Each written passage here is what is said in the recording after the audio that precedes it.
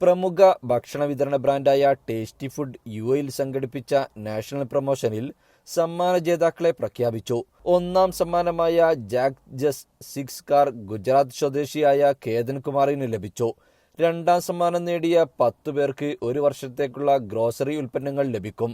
ദുബായിലെ 7 സീസ് ഹോട്ടലിൽ ദുബായ് മുനിസിപ്പാലിറ്റി അധികൃതരുടെ സാന്നിധ്യത്തിലായിരുന്നു നറുക്കെടുപ്പ്.